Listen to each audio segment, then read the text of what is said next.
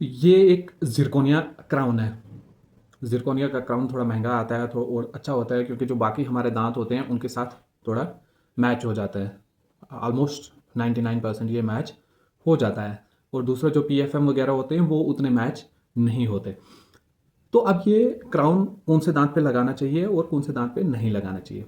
देखिए, अगर आपने किसी टूथ में आरसीटी किया हुआ है जो कि पहले ख़राब था, उसका जो स्ट्रक्चर है वो थोड़ा कमज़ोर हो चुका है, तो उस पर आपको ये क्राउन बिठाना चाहिए। क्यों बिठाना चाहिए? क्योंकि जब ये ऑलरेडी कमज़ोर हुआ होता है, क्योंकि इसका स्ट्रक्चर जो होता है वो ऑलरेडी कमज़ोर हुआ होता है, उस पे जब हम खाना खाते हैं तो जो फोर्स आता है खाना चबाने का इस टूथ पे आता है। और ऐसा होता है कि कभी कभी ये दांत टूट जाते हैं उस फोर्स से, क्योंकि ऑलरेडी इसका स्ट्रक्चर जो होता है वो बहुत कमज़ोर हुआ होता है।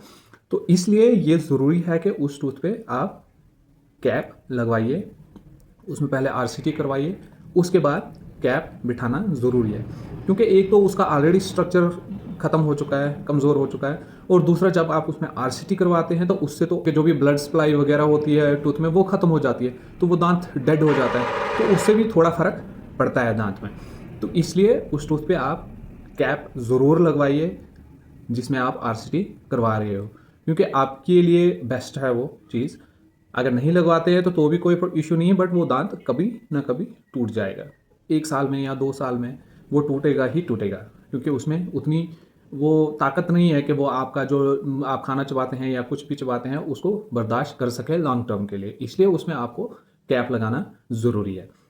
ज़रूरी नहीं कि आप जिरकोनिया की कैप लगाएं, आप कुछ और भी पीएफएम भी लगा सकते हैं। एक मेटल वाली भी आती है, वो भी लगवा सकते हैं। जो आपका मन हो वो वाली आप लगवा सकते हैं, लेकिन कैप लगाना ज़रूरी है। और अगर वीडियो अच्छी लगी तो प्लीज़ लाइक, शेयर और सब्सक्राइब ज़रूर कर देना। हम आपके लिए रोज़ ऐसी इंफॉर्मेटिव वीडियोस लाते रहेंगे। तो मिलते हैं अगली वीडियो में, अगले टॉपिक में। तब तक के लिए बाय।